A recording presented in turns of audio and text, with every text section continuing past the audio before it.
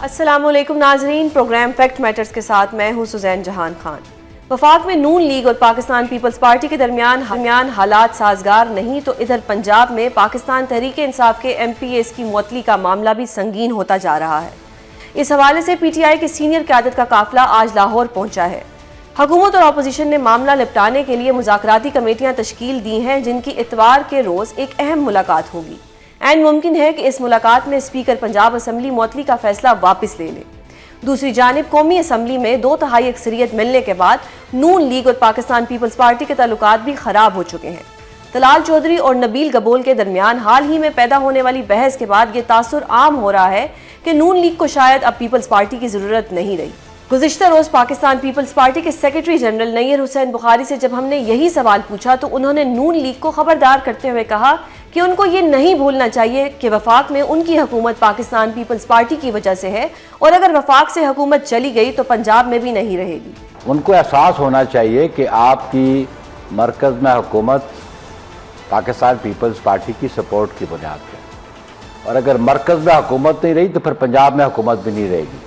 वफाक में इत्तेहादी जमातों के ताल्लुकात खराब हो चुके हैं। ऐसे में वफाकी हुकूमत का मुस्तकबिल क्या होने जा रहा है, इस सब पर और दीगर अहम मामलात पर बात करेंगे। हमारे साथ मौजूद हैं रहनुमा पाकिस्तान मुस्लिम लीग नून अली गौहर बलोच और पाकिस्तान तहरीक इंसाफ के रहनुमा बैरिस्टर तैमूर मलिक। सर, बहुत शुक्रिया आप दोनों का प्रोग्राम में अपना कीमती वक्त देने के लिए।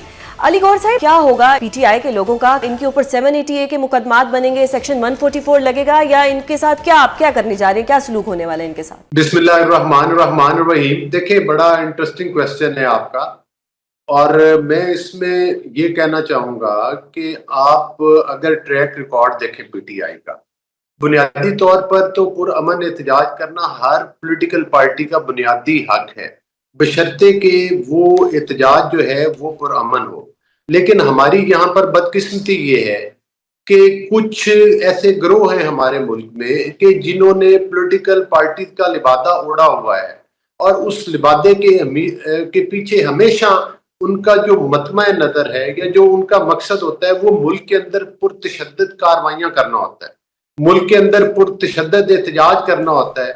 और उसकी बुनियादी वजह यही होती है कि उस इंतशार फैलाने के नतीजे में मुल्क में एक इस किस्म की मतलब फिजा पैदा हो कि कहा जाए कि मुल्क में बहुत बदअमनी है। ये वही गिरोह हैं जिन्होंने 2013 से लेकर 14 के अंदर धरने किए, कहा कि पुरअमन एहतजाज करेंगे, लेकिन उसके बाद सुप्रीम कोर्ट के इर्द गिर्द कब्रें खोदी, कौमी असम्बली के जंगले तोड़े, PTV के ऊपर हमला किया। फिर आपने देखा कि उसके बाद एक दफा नहीं कई बार, आपको याद होगा कि जब ये अदम एतमाद हुआ और एक आईनी तरीके के साथ उस वक्त की एक RTS वाली गवर्नमेंट को हटाया गया, तो फिर ये उस वक्त भी रेड जोन के अंदर घुसे और इन्होंने पाकिस्तान के जो ग्रीन बेल्ट थे इस्लामाबाद के कैपिटल को, उनको आग लगाई, तोड़ फोड़ की। फिर सबसे घनौने वाकयात तो 9 मई के वाकयात हैं, जिसमें कोर कमांडर हाउस की ईंट से ईंट बजाई गई, जिसको जना हाउस भी कहा जाता है, हत्ता के शोधा के मुजस्मे तोड़ दिए, MM आलम के जहाज को आग लगा दी, KPK पिशावर का वो रेडियो स्टेशन जिससे पाकिस्तान के बनने का ऐलान हुआ था, उसको भी नहीं छोड़ा, उसको भी आग लगा दी। और सरगोधा और मियाँ वाली की वो जो हमारी तनसीबात थी उनके ऊपर ये हमला आवर हुए। तो एक नहीं, ये तो मैं चंद चीजें बता रहा हूँ, बहरहाल वो दर्जनों। फिर इनके वो लीडरशिप जो कि इनको हदायत देती हुई, जिसकी वीडियो ऑडियो सामने है, जो इनको भेजने वाले थे, जो इनके मास्टरमाइंड है, वो पूरी दुनिया उससे जानती है। चले अभी की बात कर लेते हैं जी, वो तो चले जी, टाइम गुजर चुका जी। अब देख लें KPK में इनकी तीसरी हुकूमत है। ये एक अलग क्वेश्चन मार्क है कि KPK के जो हालात इन्होंने कर दिए हुकूमत के अंदर रह रहे के, जिस तरह से वो सूबा खंडर बन गया और जिस तरह से तरक्की की राह में वो बहुत पीछे रह गया, उसकी तो बात बाद में करेंगे।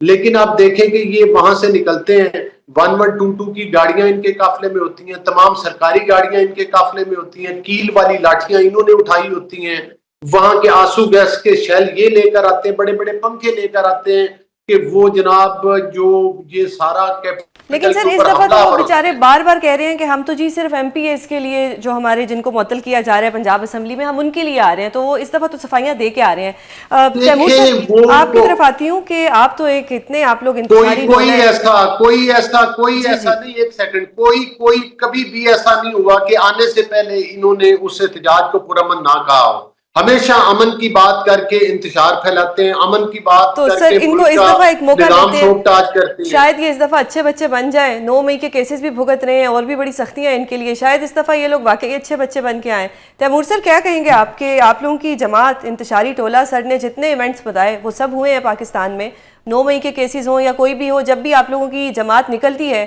کسی بھی پرامن احتجاج کے لیے، جس کو پرامن احتجاج کہہ کے وہ نکلتی ہے، لیکن کہیں نہ کہیں کچھ نہ کچھ ایسا ہو جاتا ہے کہ ایشوز آ جاتے ہیں، تو آپ کو لگتا ہے کہ اب جب آپ کے یہ جتنا بھی قافلہ گیا ہے علی امین گنڈا پور صاحب کے ساتھ، کیا یہ پرامن رہے گا یا یہ وہاں جا کے دوبارہ انتشاری ٹولہ بن جائے گا؟ بسم اللہ الرحمن الرحیم۔ دیکھیں جو لوگ خیبر پختونخوا سے، اسلام آباد سے جو لاہور کی طرف آ رہے ہیں، یہ ممبران پارلیمنٹ ہیں، پارلیمان کا حصہ ہیں، حلف اٹھایا ہوا ہے انہوں نے، ان کو عوام نے منتخب کر کر اسمبلیوں میں پہنچایا ہے، یہ کوئی انتشاری ٹولہ نہیں ہے، پاکستان کی سب سے بڑی جماعت کو ریپرزینٹ کرتے ہیں اور پارلیمان کا حصہ ہیں۔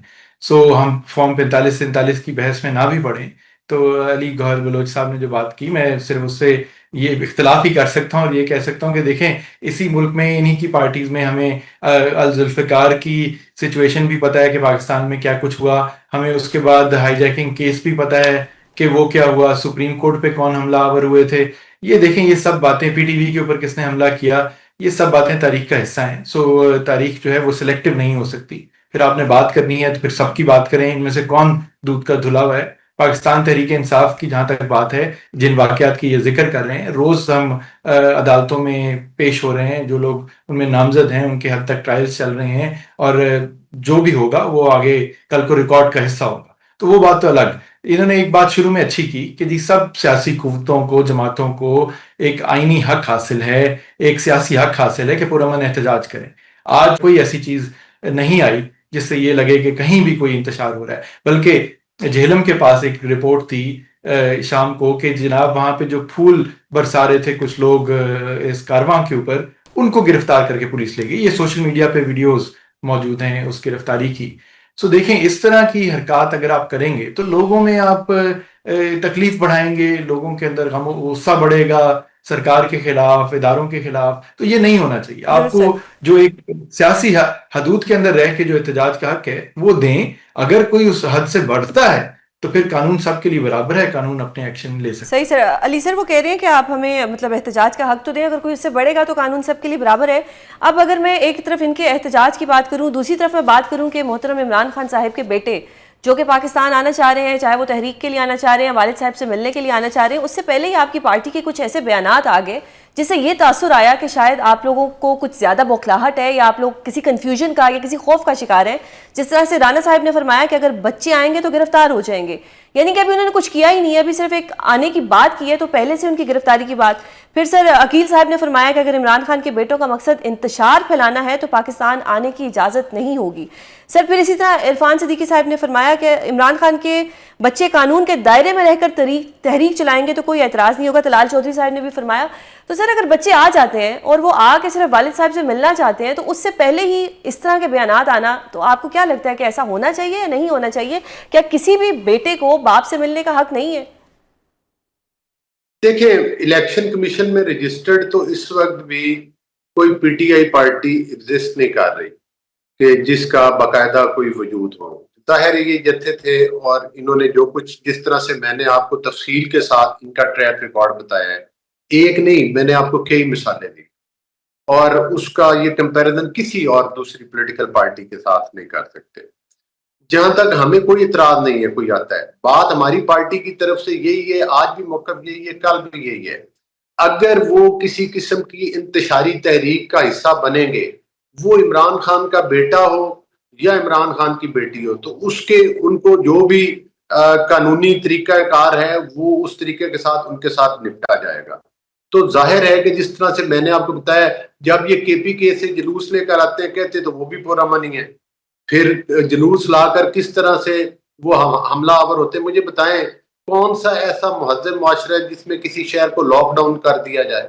ان کا سٹارٹ ادھر یہ ہوتا ہے کہ اس شہر کے راستے بند کر دیے جائے، وہاں کے عوام کی زندگی جیرن کر دی جائے، حتیٰ کہ پاکستان کے خلاف خطوط لکھنا، آئی ایم ایف کو خطوط لکھنا کہ پاکستان کو قرضہ نہ دے، پاکستان کے خلاف جو ہے وہ فارم دائر کرنا اور زہریلا پروپوگنڈا کرنا، ڈیجیٹل دہشت گردی کے واقعات کرنا، اور میڈیا، سوشل میڈیا کے ذریعے شہداء کے خلاف، حتیٰ کہ جو ہمارے صحافی ہیں ان کے خلاف، سیاستدانوں کے خلاف، تمام کے خلاف زہر آلودہ مواد پھینکنا، ان کے گالم گلوچ کرنا، ان کے خلاف ٹرولنگ کرنا، ججز کو دھمکیاں لگانا، کون سا ایسا جرم ہے جو یہ نہیں کرتے؟ اور آپ کہہ رہی ہیں کہ ابھی یہ فرما رہے ہیں کہ ابھی یہ اچانک پرامن ہو جائیں گے، تو یہ ہر بار یہی کہتے ہیں. بہرحال اگر یہ امن خراب کریں گے تو آپ پاکستان معاشی طور پر جس طرح سے بہتری کی طرف جا رہے ہیں، ہمیں بہت بڑے بڑے چیلنجز تھے. یہ تو جاتی دفعہ کہہ کر گئے تھے نا کہ ہم مائنز بچھا کے جا رہے ہیں، پاکستان کی معیشت کا انہوں نے آر ٹی ایس سسٹم کے ذریعے مسلط ہو کر، ووٹ چرا کر، مینڈیٹ چرا کر جس طرح مسلط ہوئے اور پاکستان کو معاشی طور پر بیڑا غرق کیا.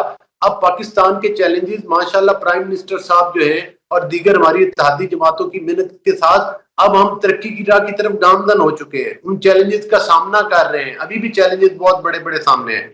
تو اب دوبارہ سے اس پاکستان کو توڑ پھوڑ کے لیے، دوبارہ سے پاکستان کے اوپر حملے کرنے کے لیے ہم ان کو اجازت نہیں دے سکتے کہ یہ سیاست کی آڑ میں پھر انتشار پھیلائیں. اس میں ہم تو چاہے عمران خان کے بیٹے ہیں یا ان کی بہن جو ادھر ان کے ساتھ تصویروں میں آتی ہے ان کی بیٹی بھی ساتھ آ جائے، ہمیں ان کے آنے پہ اعتراض نہیں ہے. ہم تو کہہ رہے ہیں کہ اگر قانون ہاتھ میں لیں گے تو ہم اپنی کارروائی کریں گے انشاءاللہ. صحیح سر. اور وہ قانونی طریقے کے ساتھ. بیرسٹر سر، قافلے کے اندر سے ہی جیسے جو میاں اسلم اقبال صاحب ہیں ان کو تھوڑے کچھ شکوے ہیں. وہ کہہ رہے ہیں کہ اگر آپ جی ٹی روڈ پر رک کر آتے، یا جب آنا چاہیے تھا علی امین گنڈا پور صاحب نے ہمیں لوپ میں لیے بغیر وہ آگے. کچھ سمجھ نہیں آتی آپ کی پارٹی کی، آپس میں ہی آپ لوگ تنقید کرتے رہیں گے تو پھر باہر والے تو آوازیں اٹھائیں گے یا انگلیاں اٹھائیں گے. آپ کس طرح دیکھتے ہیں کہ کیا گنڈا پور صاحب کو کسی کو لوپ میں لینا چاہیے تھا؟ اور اگر وہ ایم پی ایس سے، ایم این اے سے ملنے جا رہے ہیں تو کیا اس میں ایسا کیا ایشو تھا کہ میاں جو ہیں ہمارے اسلم اقبال ان کو اس طرح کہنا پڑ گیا کہ جی لوپ میں تو لیتے ہمیں؟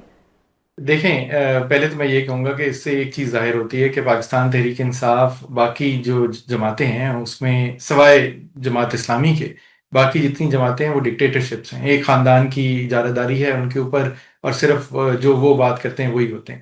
پاکستان تحریک انصاف جو الیکشن کمیشن کے بھی نمبر ہیں 2024 کے جنرل الیکشن کے، اس کے مطابق بھی سب سے بڑی پارٹی ہے پاکستان کی، عوام کی عکاسی کرتی ہے.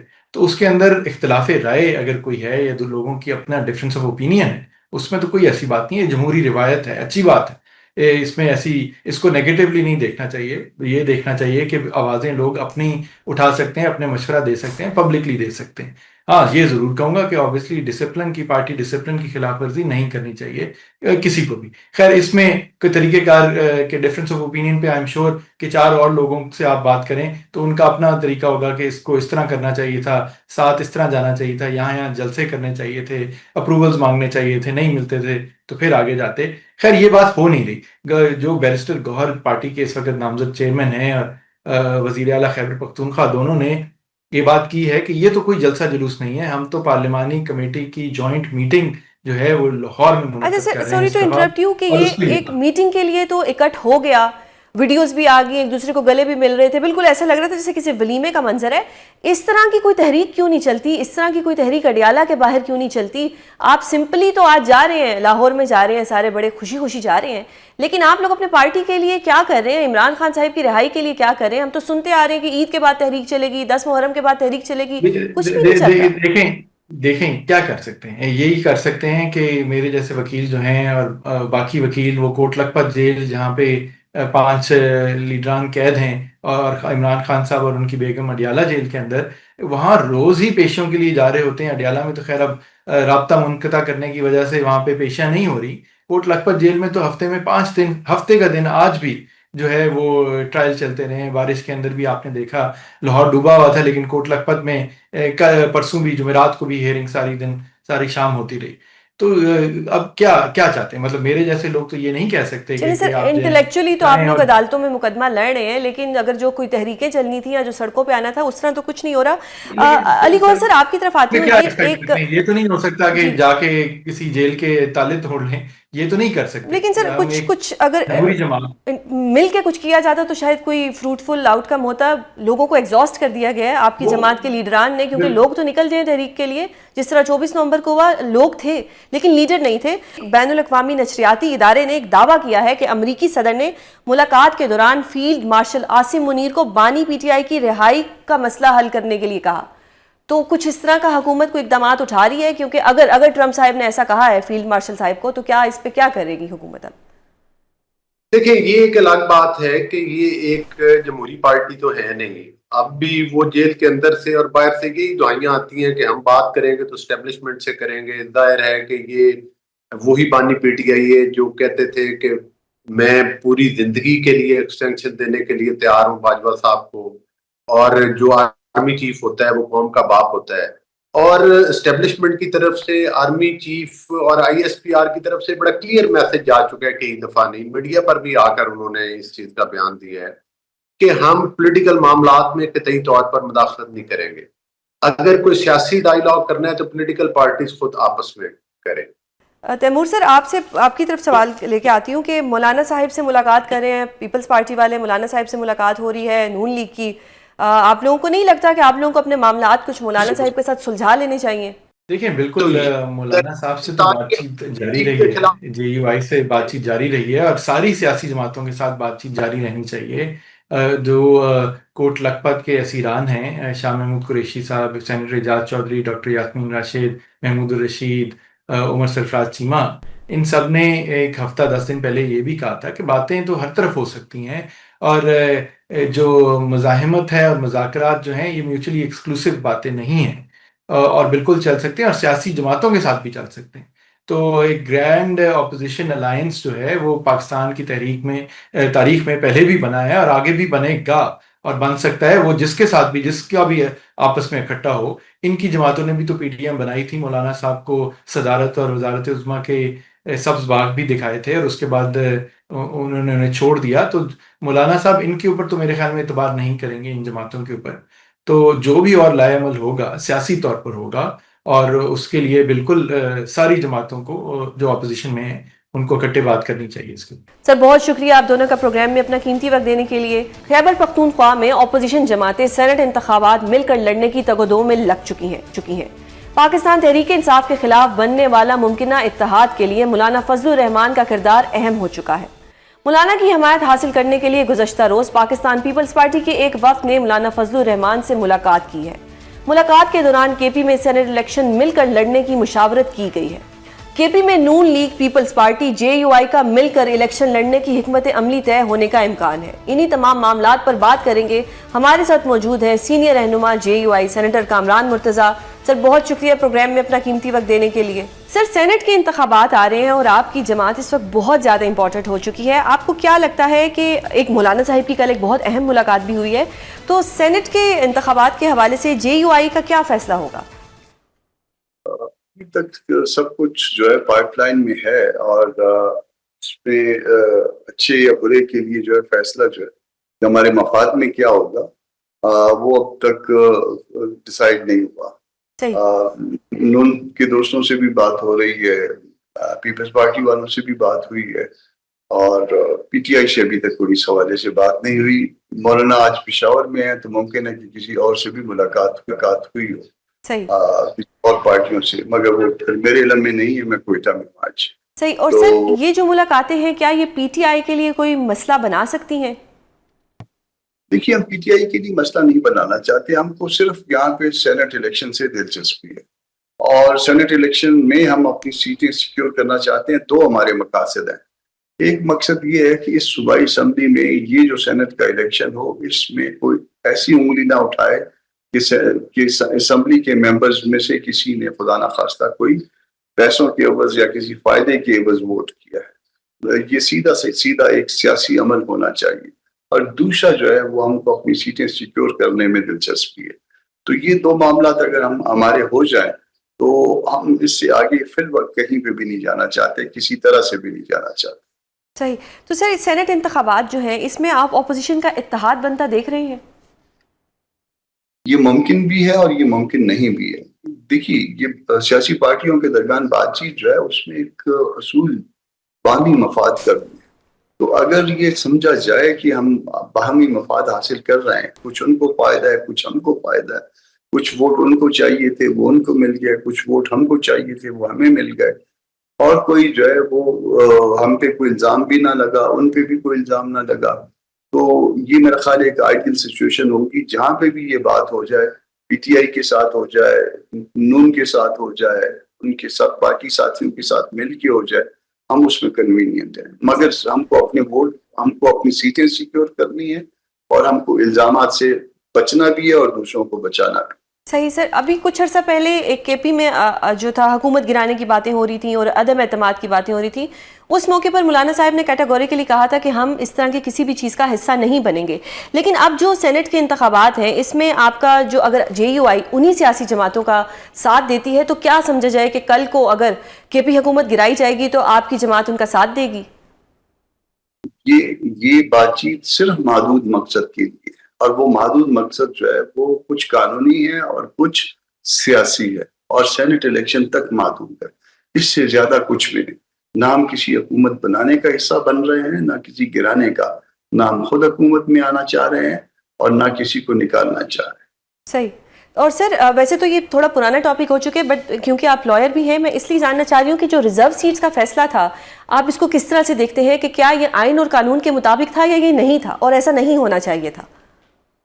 دیکھیے, ایسا ہے کہ آپ خود بھی چونکہ وکیل ہو تو کبھی آپ نے اس طرح کی لٹیگیشن دیکھی ہے کہ میرے اور آپ کے درمیان لٹیگیشن ہو اور فائدہ آپ کے پروڈیوسر صاحب کو مل جائے؟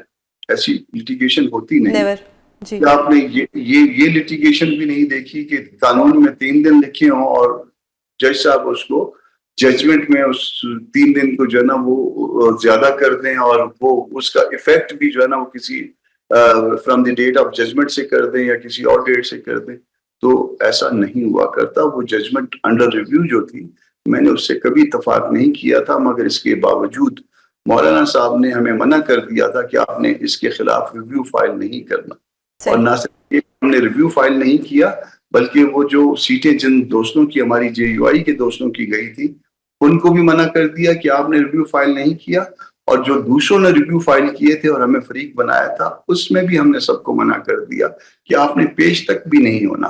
تو جے U I P T I سے اتنا ہی تعاون کر سکتی تھی, اور یہ تو آپ کو اچھی طرح پتا ہے کہ یہ سیٹیں جو ہے یہ پارٹیز کو ملتی ہیں نہ کہ کسی فرد کو, اور یہ کوئی ٹرانسفریبل پارٹی سے ٹرانسفریبل نہیں ہو سکتی, پارٹی اے سے پارٹی بی کو نہیں جا سکتی. سر میں نے یہ سوال اس لیے پوچھا کہ اب حکومت کے پاس جو ہے وہ 2/3 میجورٹی ہو گئی ہے اور اب کیا سرائیاں ہو رہی ہیں کہ شاید کوئی 27ویں آئینی ترمیم بھی آ جائے گی. تو اگر 27ویں آئینی ترمیم آتی ہے تو اس پہ آپ کی پارٹی کا کیا موقف ہوگا, اور کیا گورنمنٹ نے آپ کو لوپ میں لیا ہے؟ پہلے آپ کو دوسرے سوال کا جواب, دوسرے حصے کا سوال کا جواب دے دیتا ہوں کہ گورنمنٹ نے کوئی لوپ میں نہیں لیا. اور پھر اس سوال سے جو لنک کرتی ہے بات کہ جو چیز ہمارے سامنے نہیں ہے اس پہ ہم تبصرہ کیسے کر سکتے ہیں, اس کے اوپر ہم اس کا ساتھ چلنا یا اس کی مخالفت کرنے کی بات کس طرح کر سکتے ہیں. اگر کوئی اچھی بات ہوگی تو ہم اس کو اچھا کہیں گے, اگر کوئی بری بات ہوگی تو ہم اس کو برا کہیں گے, مگر یہ سب کچھ سامنے آنے کے بعد. صحیح. سر مولانا صاحب نے فرمایا کہ جو کے پی کی حکومت ہے وہ چوری شدہ مینڈیٹ پہ بنی ہے, تو اگر یہ چوری شدہ مینڈیٹ ہے تو پھر تو ان کے خلاف عدم اعتماد لانا چاہیے. عدم اعتماد ہم نے کر کے دیکھا نا عمران خان صاحب کے اگینسٹ, ان کے خلاف ایک سب کچھ جو ہے نا تاریخ چلا کے بھی دیکھی, اس کے نتیجے میں عدم اعتماد, پھر انہوں نے عدم اعتماد کے ساتھ کیا کیا, پھر کورٹ میں جا کے, پھر اس کے بعد حکومت میں رہ گئے, مگر اس کے وہ نتائج نہیں نکلے جو ہم نتائج نکالنا چاہتے تھے. عوام کے حق میں نہیں نکلے, ملک کے حق میں نہیں نکلے. تو یہ چیزیں میں نے آپ کو عرض کی کہ یہ ہمارے کہیں نہ کہیں شعور یا لاشعور میں موجود ہے. صحیح سر. اور جس طرح بلوچستان میں سر بار بار دہشت گردی کے واقعات ہو رہے ہیں, آپ کس کو ذمہ دار ٹھہرائیں گے اس میں؟ ہم کمزور گورننس کو اس کا ذمہ دار ٹھہرائیں گے. اگر نظام جو ہے وہ درست نہ ہو, اس کا الیکشن جب اس طرح کے ہوتے ہیں چوری شدہ, اور اس کے نتائج میں جو ہے نا آپ جو ہے نا مسلط کر دیتے ہیں لوگوں کو, پھر وہ ان کے پاس جو ہے وہ عوام کا مینڈیٹ نہیں ہوا کرتا. جب عوام کا مینڈیٹ نہیں ہوتا अगर वो कंट्रोल नहीं कर पाते, नतीजा इसी तरह के अफसोसनाक वाक़यात से होता है, जिसमें हमें शर्मिंदगी भी है और हम जो है पंजाब के दोस्तों के साथ इसके लिए इज़हार तज़्यीफ़ और इज़हार अफसोस भी करते हैं। सर, आज मौलाना साहिब ने पीटीआई के अंदर से तब्दीली का एक इंदिया भी दे दिया है, तो ये अंदर से तब्दीली से क्या मुराद है? ये क्या अली अमीन गंडापुर साहिब की बात हो रही है या ये वैसे बात की जा रही है कि इनके अंदर से तब्दीली आनी चाहिए? जो मौजूदा सेटअप है, देखिए ये 2024 के बाद एक इंतजाम चल रहा है और उस इंतजाम के तहत जो है ना, ये इंतजाम किसी को दिया गया था पीटीआई के नाम पे या पीटीआई के लिए।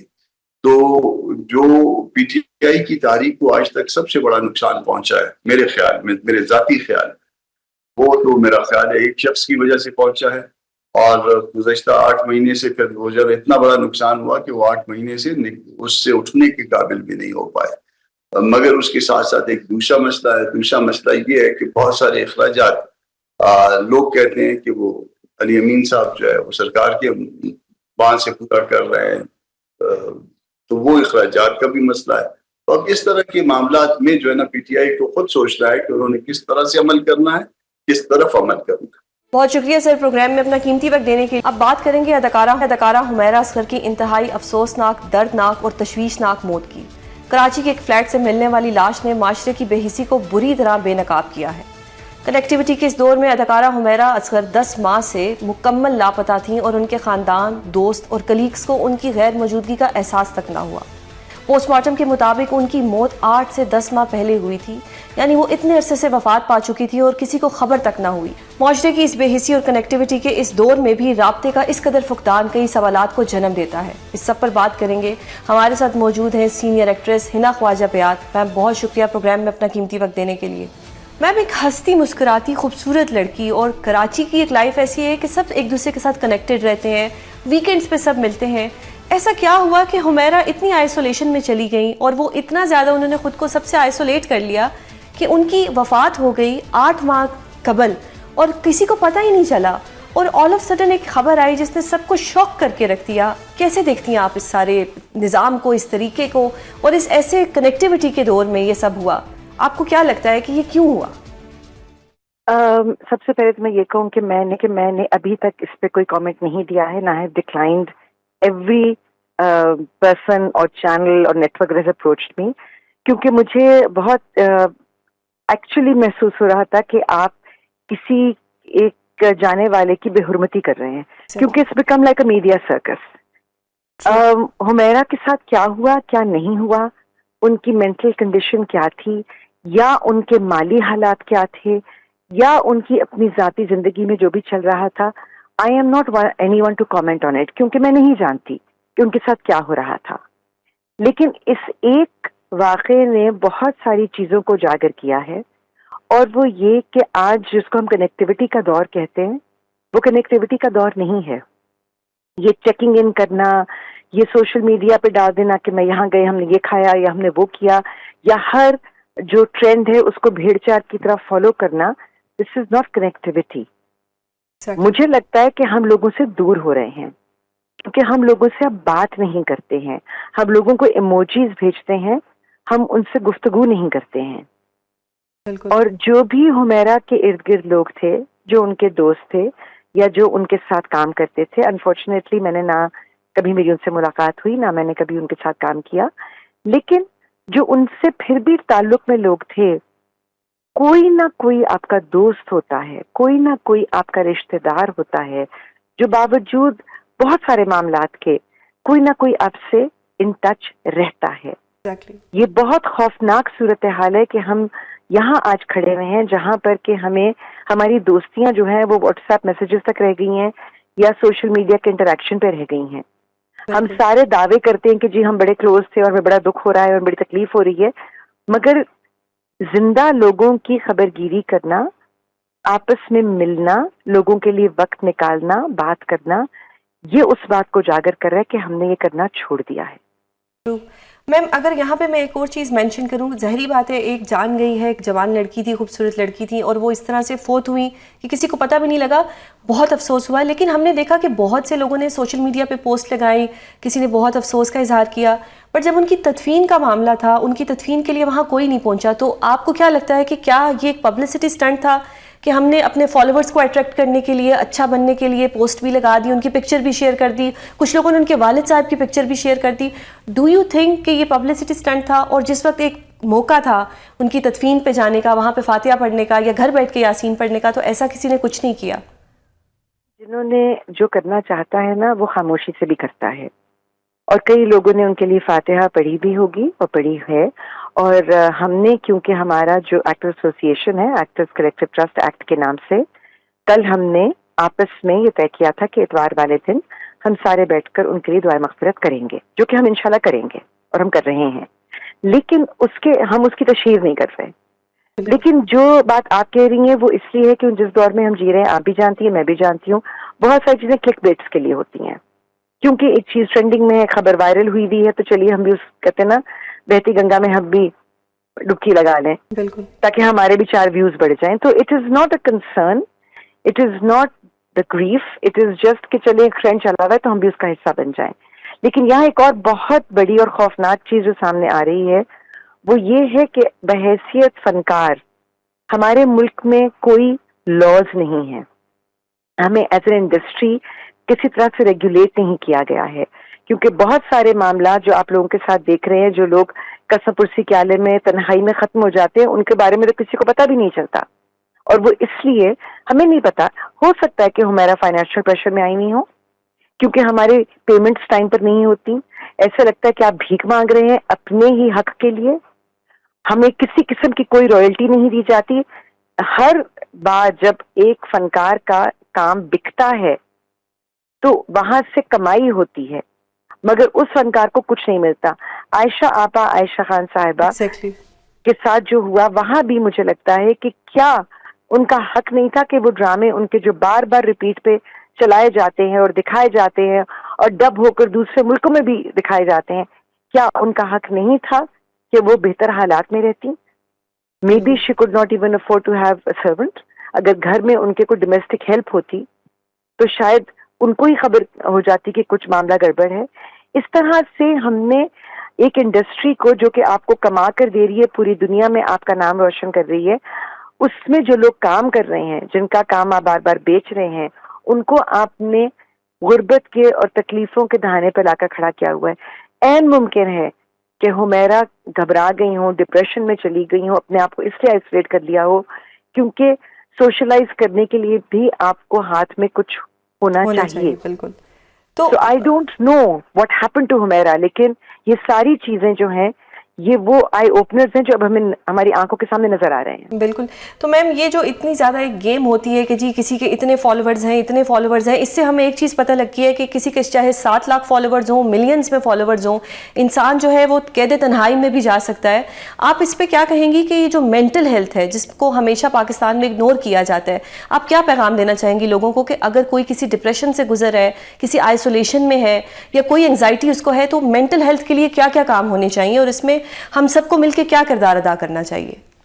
بی میں نے اپنی زندگی کے 15 سال پروگرامنگ میں as an anchor mental health ہی کو دیے ہیں، اور اس وقت یہ باتیں کی تھیں جب شاید لوگ سن لیتے تھے. آج تو لگتا ہے کوئی سنتا بھی نہیں ہے. لیکن سب سے بڑا مسئلہ ہے کہ یہ سوشل میڈیا جو ہمارے لیے ایک بہتری کا ٹول بن سکتا تھا، اس کو ہم نے آئسولیشن کا ذریعہ بنا لیا ہے. آپ کے اگر ملین فالوورز ہیں یا میرے ملین فالوورز ہیں جو کہ نہیں ہیں، تو اس کا مطلب یہ نہیں ہے کہ وہ واقعی مجھے پسند کرتے ہیں یا وہ مجھ سے ان ٹچ رہنا چاہتے ہیں. اس کا مطلب یہ ہے کہ وہ گھر بیٹھے تفریح کا ان کے لیے ایک موقع ہے. بہت جب کا آپ دیکھیں گی کہ لوگوں کے ملینز آف فالوورز ہوتے ہیں اور انہیں بہت بری طرح ٹرول کیا جاتا ہے، گالیاں دی جاتی ہیں، ان کے ساتھ بدتمیزی کی جاتی ہے. بالکل. تو یہ کون سی فالوئنگ ہے؟ ان کی فلمیں جب سنیما میں لگتی ہیں کوئی دیکھنے کے لیے نہیں آتا کیونکہ اس میں ایک ایفرٹ لگتا ہے. تو یہ جو فالوئنگ کی گیم ہے نا، دس از ویری انفارچونیٹ. مجھے لگتا ہے کہ بہت لوگ، کم ایسے لوگ ہیں جن کی آرگینک فالوئنگ ہوتی ہے، جہاں پر لوگ ان سے ان ٹچ رہتے ہیں، جہاں پر آپ کے فالوورز آپ کو ڈی ایمز کر کے کہتے ہیں آپ کہاں چلی گئی ہیں، آپ نے ہفتے بھر سے پوسٹ کیوں نہیں لگائی. That is genuine following. anyone following. So, don't you think کہ ہم لوگوں نے سوشل میڈیا کو بہت ٹائم دے دیا اور ہم فالوورز کی دوڑ میں لگ گئے اور ہمیں صرف ریٹنگ چاہیے اور ہم اپنے جو ارد گرد والے لوگ ہیں ان سے اتنا ہی دور ہوتے جا رہے ہیں. ابھی ایک گھر میں یہ ہوتا ہے کہ بچے ٹیبل پہ بیٹھے ہوئے ہوتے ہیں اور وہ فون پہ لگے ہوئے ہوتے ہیں, کوئی ان میں انٹریکشن نہیں ہو رہا ہوتا. تو آپ کو لگتا ہے کہ سوشل میڈیا جو ہے وہ ہر ایک برائی کی جڑ ہے؟ دیکھیں, سوشل میڈیا ایک بڑی انکنٹرولڈ اسپیس ہے. جس کا جو دل چاہتا ہے وہ بول دیتا ہے, جس کا جو دل چاہتا ہے وہ ایکسپرٹ بن کے اپنی اوپینین دے دیتا ہے, اور لوگ اس کو منو من قبول کر لیتے ہیں. طرح طرح کے ٹوٹکے ہیں, طرح طرح کی باتیں ہیں, ان کا کوئی کریڈیبل سورس نہیں ہوتا. اسی طرح سے جو انفلوئنسرز کی دنیا ہے, میں کسی کو برا نہیں کہتی, مگر آپ ایک دنیا دکھا رہے ہیں لوگوں کو جو حقیقت پر مبنی نہیں ہے. آپ کو تو پی آر میں بہت ساری چیزیں مفت مل جاتی ہیں, مگر وہ آپ کی کمائی نہیں ہے, آپ نے وہ ارن نہیں کیا ہے, لیکن آپ اس سے ارننگ کر رہے ہیں, اور جس کو آپ انفلوئنس کر رہے ہیں اس سے آپ حسرتیں پیدا کر رہے ہیں. ایگزیکٹلی. میں اس چیز کے بہت خلاف ہوں کہ ہم سوشل میڈیا کو بجائے بہتری کے لیے استعمال کرنے کے لیے, اویئرنیس کے لیے استعمال کرنے کے لیے, کوئی اچھے ڈسکورسز, ڈسکشنز, ڈبیٹس کے استعمال کرنے کی بجائے ہم اس کو صرف پیسہ بنانے کی مشین بنا رہے ہیں, اور جو لوگوں کے, ہر انسان کے اندر کسی لیول, کسی حد تک ایک جو نارسسزم کا پہلو ہوتا ہے, خود پسندی کا, اس کو ہم ہوا دے رہے ہیں. We are not talking to people. ہم نے کانورسیشنز کرنا چھوڑ دیا ہے. آپ نے اپنی اوپینین لکھ دی, میں نے اپنی اوپینین لکھ دی, ہماری گفتگو نہیں ہوتی.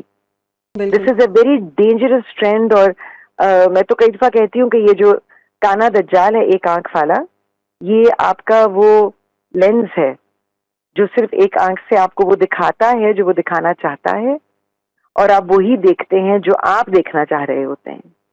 بالکل میم, بہت شکریہ پروگرام میں اپنا قیمتی وقت دینے کے لیے. پروگرام کا وقت ختم ہوتا ہے, کل آپ سے دوبارہ ملاقات ہوگی. اپنا بہت خیال رکھیے گا. اللہ حافظ.